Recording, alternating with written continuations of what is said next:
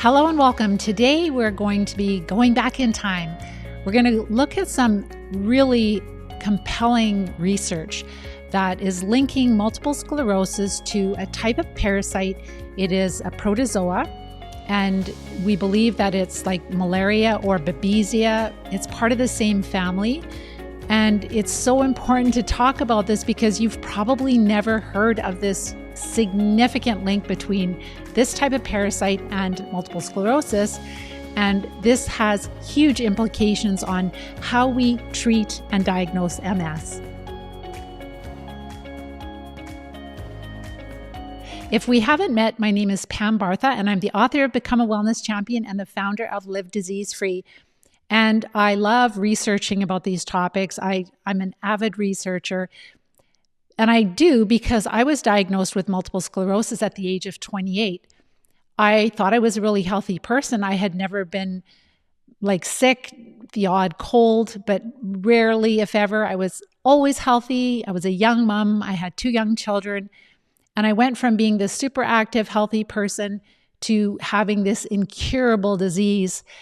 And I just thought, this just doesn't make sense. You can't just be healthy one minute and then all of a sudden, oh, you're just going to be completely disabled. There's nothing you can do.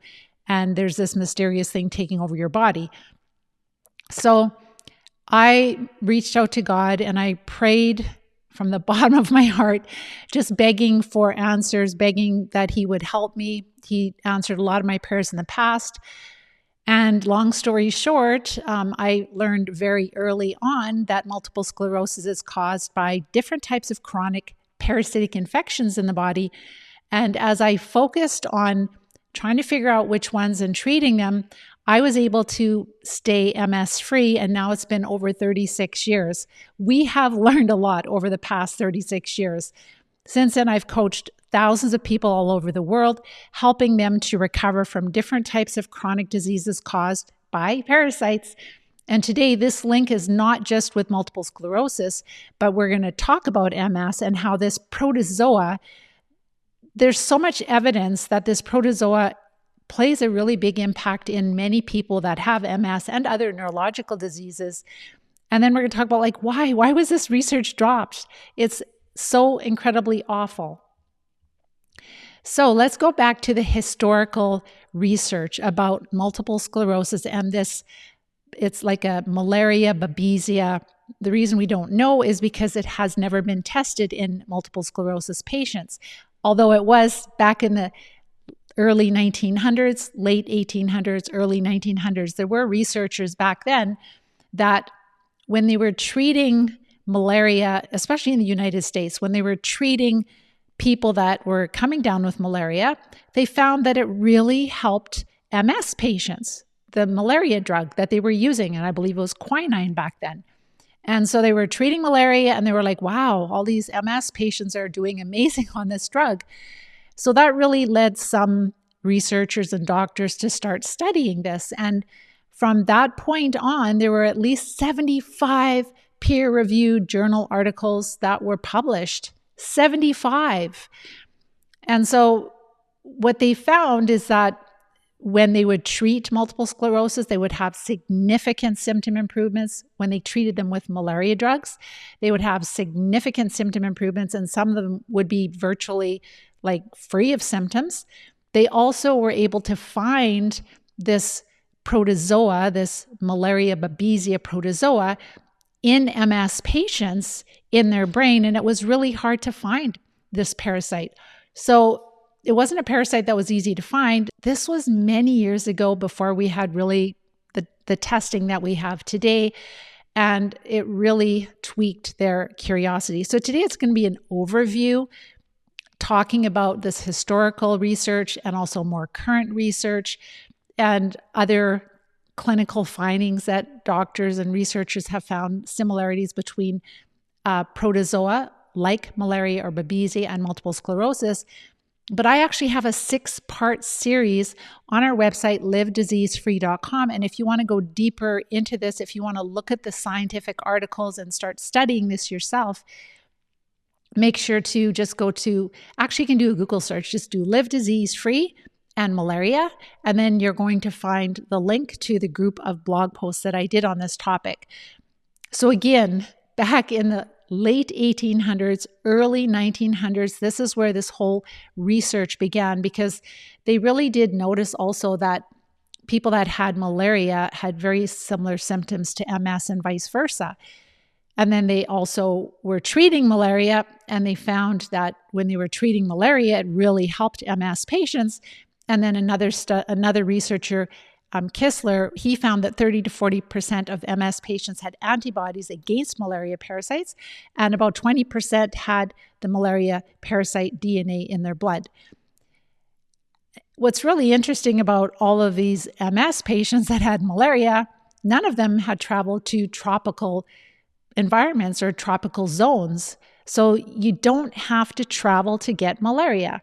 It's not really tested for, but malaria is present in Canada, it's present in the United States, it's probably present in many countries, but they're not looking for it unless you're really sick and you just got back from a certain country where it's more commonly found. They're not looking for it. So what's really interesting is that malaria causes many similar symptoms to multiple sclerosis, tremors, gait issues, vision, many neurological symptoms that we see in multiple sclerosis, but other chronic diseases also. So malaria is a protozoa. Babesia, malaria, they're part of the same family. Think of them as cousins. And what they do is they infect our red blood cells, and the red blood cells become sick and they become sticky. And once they're sticky, then they start to attach themselves to our blood vessels. They also stick to each other. So you can just imagine if you get some of these sick red blood cells that lodge themselves into the small capillary vessels in our brain, and they can start to build up, and they can actually produce an obstruction, and they can cause a microbleed. And I have talked about how multiple sclerosis is considered a vascular disorder, more so than an autoimmune disorder. There's a lot of research on that also. And this would really help to make sense of how this could cause inflammation in our blood vessels. This could also cause brain bleeds, and that would cause lesions, because all of a sudden things from our blood are going to spill into our brain. And that cannot happen. And so our immune system will try to contain that. And that can be the formation of a lesion. What's also really interesting is that they found that with these microbleeds, with malaria, that of course the red blood cells are going to spill into the brain because the blood vessel is broken. And they would find these ring lesions, so lesions of iron, around the outside edge of the lesion, which is crazy. So with MS, there is this lesion, right? That's how they diagnose multiple sclerosis, is that we have lesions. But they're also finding that another important factor is that these lesions are always around a blood vessel. So that makes sense. Like if a blood vessel is going to rupture, then we can have a lesion there. So lesions in MS are always centered around a blood vessel, or there's always a blood vessel running through the lesion. And then they find these rings, like an iron ring, a deposit. And you think, well, why would that be around the outside edge of the lesion? Well, that is because the red blood cells carry a lot of iron and hemoglobin. And so that ends up depositing around the outside edge of the lesions. So incredible that there are all these things that our experts are not even considering or even looking at. And this has been known for over 100 years, a lot of this research. So again, what's so critical is that with MS, with lesions, that there is a blood vessel that runs through it. And it's almost like the blood vessel is like either rupturing, depositing its material, causing the lesion. Could it be feeding the parasites too in that area? I don't know. But it's interesting how the lesions are always centered around a blood vessel. And also the stickiness of Babesia or malaria, how they cause our red blood cells to become sticky and sick. And also they can cause microbleeds. And this is so consistent with what we know about the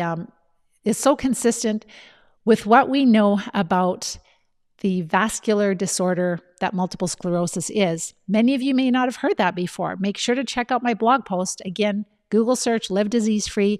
MS is a vascular disorder, and you'll be blown away. It's like, why are we calling it an autoimmune disorder when there's so much evidence showing that it is a vascular disorder? So, could a parasite drive multiple sclerosis? Well, if you joined last week, I shared a ton of evidence that Borrelia, which causes Lyme disease, it's one of the microbes or infections that are part of the vector-borne infections we call Lyme disease. And there is a mountain of evidence that that one bacteria is very common in multiple sclerosis. And then today we're talking about a malaria Babesia. If it is Babesia, that is also another co-infection of Lyme disease that travels together with Borrelia and Bartonella and quite a few other infections. And so could these parasites be driving multiple sclerosis, be causing MS? Oh, yes, they certainly can. So very often we have these chronic infections in our body that our immune system cannot clear, and that chronic infection causes chronic inflammation. And then it's like our immune system is trying to handle it, but it's not able to fully, especially when we have a huge amount of stress. So maybe we're not sleeping enough, maybe we're eating a ton of food that feeds these parasites, maybe we're going through tremendous amounts of stress. All of these factors and more will impact our immune function. And if our immune function is more suppressed, then those parasites are not going to be contained as well, and then we can have more flares. So this is like chronic activation of the immune system, chronic inflammation. And then when we have these flares, this is where we can end up with more of the the brain bleeds, right? Where we have blood vessels that are becoming ruptured because of maybe obstructions from these sticky red blood cells. And then when we have these breakages of the blood vessels, things spill into our brain. We end up with a lesion there. There's a lot of war going on there. Your immune system is like, oh my gosh, this stuff shouldn't be here. We got to get rid of it. It's all foreign material that should not be in your brain. That's their job, is to protect our brain. And what's so sad is that Western medicine, it's all about, oh no, your immune system has just gone haywire for no reason. We need to shut it down. It's like, no, you don't need to shut it down. You need to support it. You need to treat these parasites, and then people can recover. So again, these brain bleeds would cause blood-brain barrier to be compromised, and we would end up with microbleeds, and we would end up with lesions. And then as the cleanup crew, the immune system is there, it would definitely be breaking down all of this material. And we could have an iron deposit, these rings around the lesions, because that was remnant from the red blood cells that carry a lot of iron into those lesions because they're not supposed to be there. They're supposed to be in the blood vessels. So there is all of this information that is so incredibly compelling, all of these scientific studies, and you just wonder, why was this dropped? Like, it was almost like all of this research, whether it's Lyme, looking at Borrelia, whether it's looking at this Babesia malaria type infection, it was all dropped right around the 1960s, in that area, in that time. And what's so interesting is that at that time, they really started to focus on talking about autoimmune disease, right? So at that time, it was all, oh, your immune system is attacking itself for no reason. And all the research got dropped, virtually all, not all of it. I wanted to share with you some really compelling research that is more recent. So I've done a talk about this. If you want to go into more detail on this study, then you can just, again, do multiple sclerosis. A malaria drug helps MS, and live disease-free, and you'll find that study that I talked about. But it's a study by, again, the University of Calgary, and they're awesome. They're one of the few research institutes that are looking at dysbiosis, looking at different types of infections that can cause MS. And so this was like a 1921 study where this was done at the University of Calgary, and they tested hydroxychloroquine, which is a malaria drug. So malaria and Babesia, I talked about how they're cousins, how they're related. They're the same type of microbe. They both infect red blood cells, and they're treated the same way also. So we don't know for sure if this study was helping Babesia or malaria, or maybe another cousin, but some type of protozoa that's very similar to those. So 1921, they gave primary progressive multiple sclerosis patients hydroxychloroquine. So with primary progressive multiple sclerosis, normally about 40% of participants would decline in their mobility, their walking ability over 18 months. So normally 40% would have decreased mobility, walking mobility in 18 months. But with the use of hydroxychloroquine, when they gave that to these participants, only 23% got worse. Their mobility decreased. That is a 42% reduction in the expected progression. So this drug literally slowed down the progression of the primary progressive multiple sclerosis in as little as 18 months. Over the 18 months, it slowed it down. I would say that is more than the MS drugs will do. And so they also showed that hydroxychloroquine reduced inflammation in the central nervous system and had neuroprotective effects in testing that they did.